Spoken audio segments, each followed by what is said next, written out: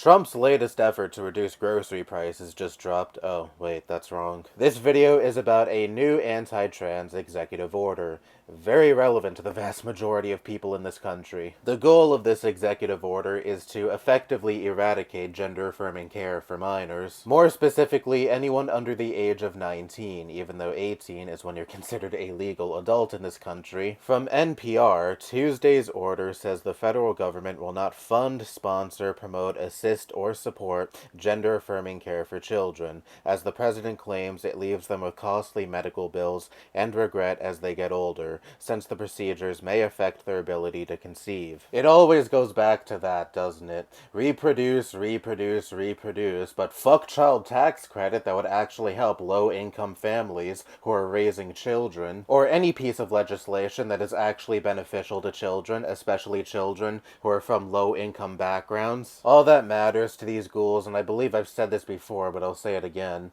is producing more future workers for the billionaire oligarchs who line the pockets of these politicians to exploit. But anyway, the hyperfixation on trans youth from Republican politicians and pundits alike has always been very silly. Do you want to know the percentage of minors who are trans and receive gender-affirming care in this country? 0.1%. I'll quote another NPR article. This article is about a study conducted by Landon Hughes, a researcher at the Harvard School of Public Health. And here's what their study found. Hughes and colleagues at Harvard and Folks Health, a virtual LGBTQ healthcare company, used a data set of private insurance claims from 2018 to 2022 that included more than 5 million adolescents. The total number of youth who had any diagnosis of gender dysphoria was less than 18,000, Hughes explains. Among these folks, there were less than 1,000 youth that accessed puberty blockers and less than 2,000 that ever had access to hormones.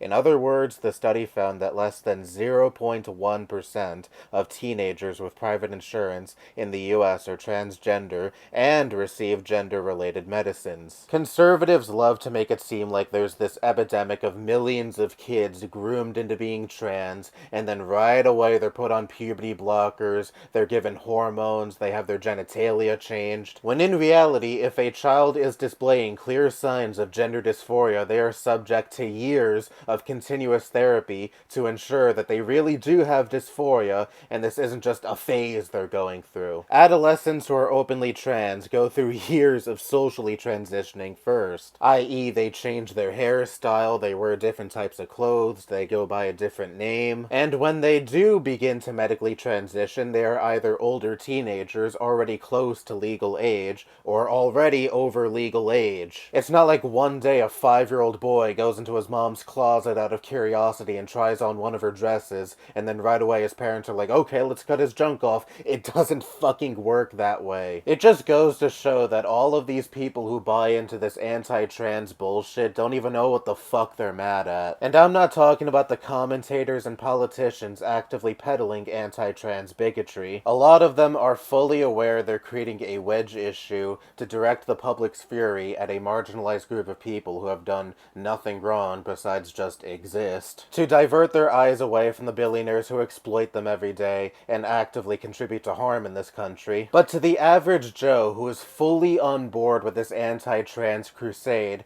I have to ask, have you ever even fucking met a trans person? I am willing to bet you have never had to deal with a trans person in your day-to-day life. You have never had to exchange a single word with a trans person. And yet this tiny group of people who make no difference in your day-to-day life make up a significant portion of your fury. It makes no fucking sense to me. Oh, but protect the children. I don't want to fucking hear shit about protecting kids from people who vote Republican. Again, your party killed legislation to expand child tax credit. Our conservative majority Supreme Court killed Roe v. Wade, and ever since then, we've had these horror stories pop up of 10-year-old girls having to carry their rape babies to term. Sarah Huckabee Sanders, a Republican governor, rolled back child labor protections a few years ago, Idaho, and Arkansas. The Republican Party does not give a single shit about protecting minors. It's about making them perfect, obedient little cogs in the machine, and enforcing strict social norms not everyone conforms to. Any legislation that may lead to at least a marginally better life for the people of this country,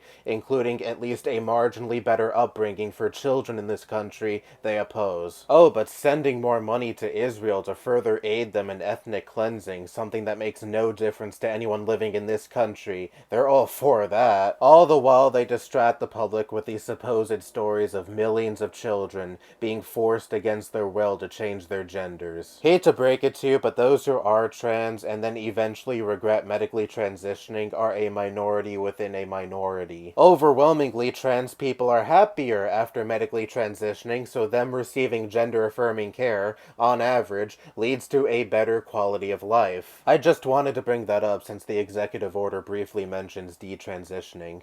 Anyway, to any trans viewer watching this, I'm sorry that this is the world you have to live in, and I really don't want to sound patronizing when I say that. I do genuinely feel sorry that a bulk of a major political party's platform is just hating your existence. The only words of encouragement I have is persevere and survive, if for nothing else than to spite these pieces of shit who would no doubt celebrate your death. Don't succumb to the desires of these assholes, because nothing makes these people more angry than seeing a person part of a marginalized group of people they hate happy and living the best life they possibly can in spite of non-stop hatred. That's all I have to say. Bye-bye.